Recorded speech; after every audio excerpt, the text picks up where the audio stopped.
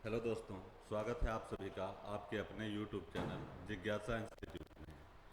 आज एक बहुत छोटा सा टॉपिक रहेगा जो सिद्धांत और व्याख्याएं पूछी जाती हैं उनसे संबंधित रहेगा। तो आज कुछ भारतीय और कुछ पाश्चात्य व्याख्याकार हैं, उनके सिद्धांत या उनकी व्याख्याएं जो हैं उनसे संबंधित एक छोटा सा टॉपिक रहेगा जो कि बहुत महत्वपूर्ण है। इससे संबंधित हर परीक्षा में 1 से 2 क्वेश्चन हर बार पूछे जाते हैं। देखें थोड़ा सा, तो ये दार्शनिक और सौंदर्य शास्त्री हैं, उनके कुछ सिद्धांत और व्याख्याएं रहेंगी।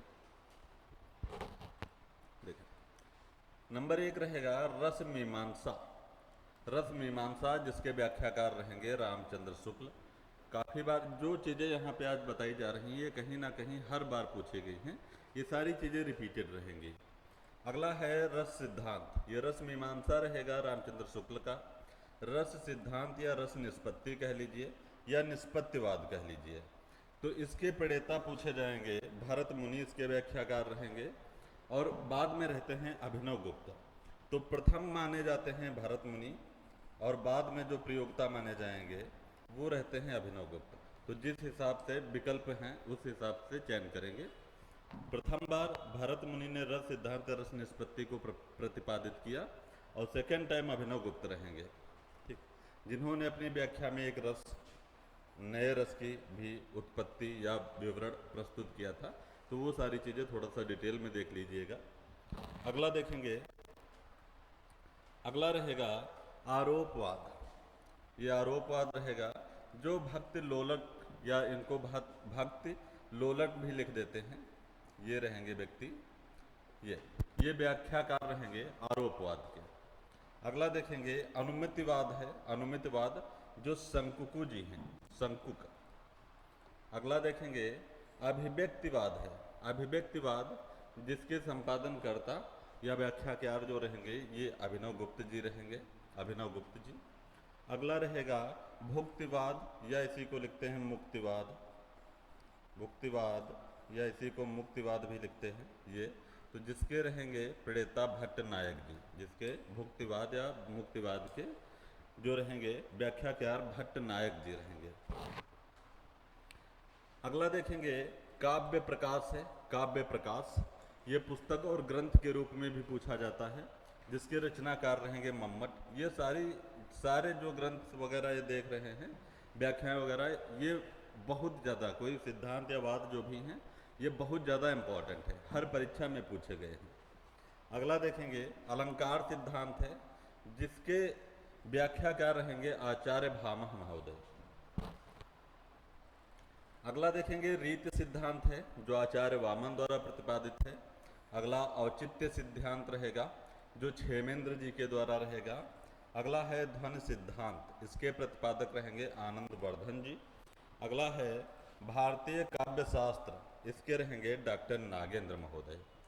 ये व्याख्याएं बहुत ज़्यादा इम्पॉर्टेंट है, आप इनको कहीं एक जगह मेंशन करिए और लर्न करिए। अगला रहेगा रस गंगाधर, तो पंडित राज जगन्नाथ जी रहेंगे। अगला है साहित्य दर्शन, जिसके व्याख्याकार विश्वनाथ महापार्थ जी हैं। और अगला है वक्रोनीति या वाक्रोनीति सिद्धांत, जो कुंतक महोदय जी के द्वारा प्रतिपादित है। अगला देखेंगे सौंदर्य सिद्धांत रहेगा। सौंदर्य सिद्धांत जो रूप गोस्वामी जी के द्वारा प्रतिपादित है। अगला है उदात्त का सिद्धांत जो लॉन्जाइनस के द्वारा प्रतिपादित किया गया है। अगला है साहित्य दर्पण, ये है विश्वनाथ महापथ जी के द्वारा प्रतिपादित।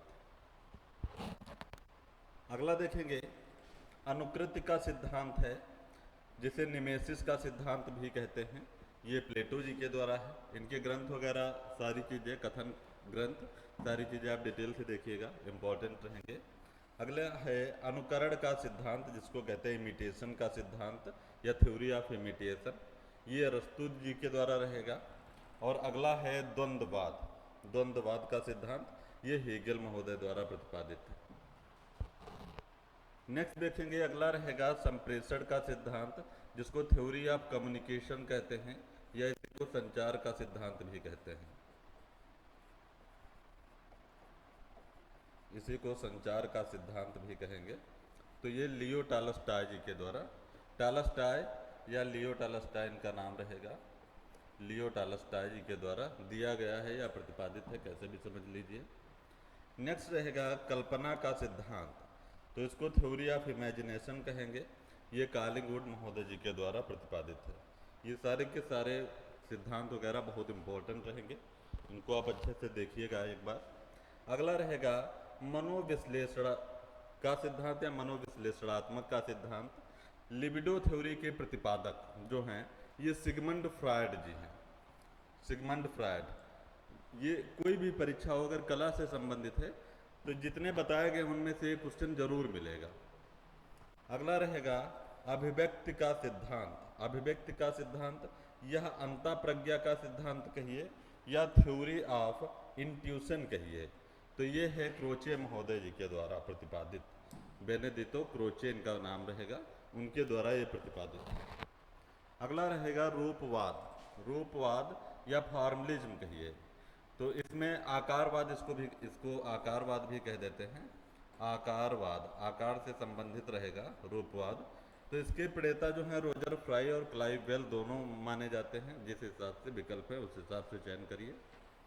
तो ये आज जो है बहुत छोटा सा ही सेशन था, लेकिन बहुत ज़्यादा इम्पॉर्टेंट रहेगा, तो इसको कहीं एक जगह पर मेंशन करिए और अच्छे से लर्न करिए। Thank you all of you.